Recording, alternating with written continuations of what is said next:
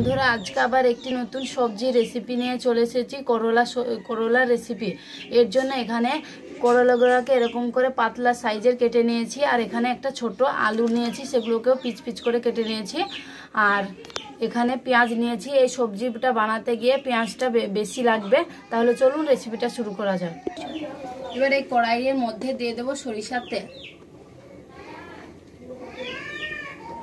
তেলটা গরম হতে দেব।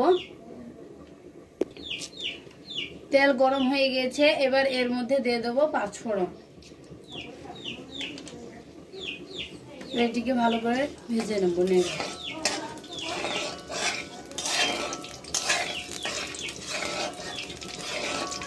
এবার এর মধ্যে দিয়ে দেবো পেঁয়াজ।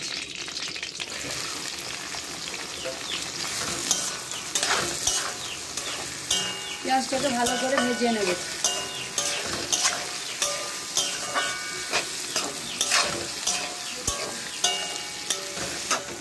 দেখুন পেঁয়াজটা ভাজা হয়ে গেছে। এবার এর মধ্যে দিয়ে দেবো কাঁচা লঙ্কা। এটিকেও তেলের সঙ্গে ভালো করে ভেজে নেব। এবার এর মধ্যে দিয়ে দেবো আদা রসুনের পেস্ট। এবার এটিকেও পেঁয়াজের সঙ্গে ভালো করে ভেজে নেবো কাঁচা গন্ধ যাওয়া অবধি। এবার এর মধ্যে দিয়ে দেবো হলুদ,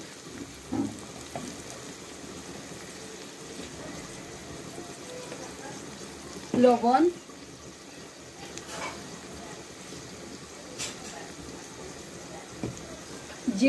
জিরে ধনে গুঁড়ো,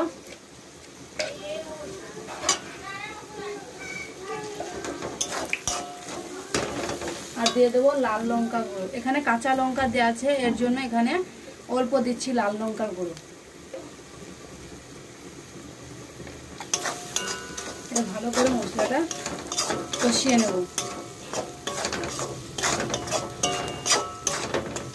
মশলাটা কষা হয়ে গেছে, এবার এর মধ্যে দিয়ে দেবো করলার আলু।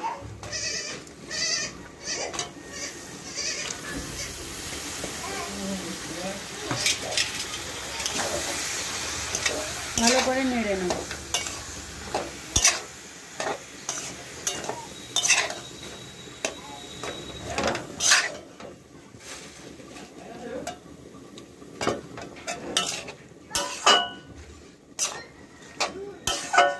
এটিকে ভালো করে মশলার সঙ্গে কষিয়ে নেব। দেখুন বন্ধুরা, আমাদের করলাটা কষা হয়ে গিয়েছে। এরকম করে করলা কষালে এই করলার যে তিতটা থাকে খেতে, সে বানাতে এরকম করে বানালে ততটা তিতো থাকে না। এবার এর মধ্যে দিয়ে দেবো অল্প জল।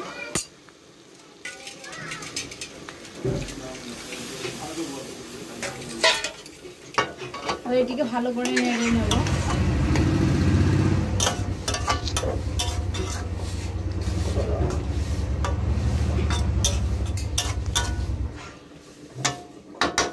এবার এটি ঢাকা দিয়ে রেখে দেবো 5 থেকে 10 মিনিট।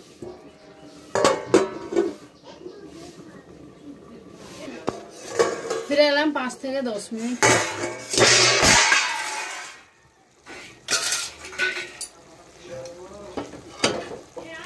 এটিকে ভালো করে নেড়ে নেব।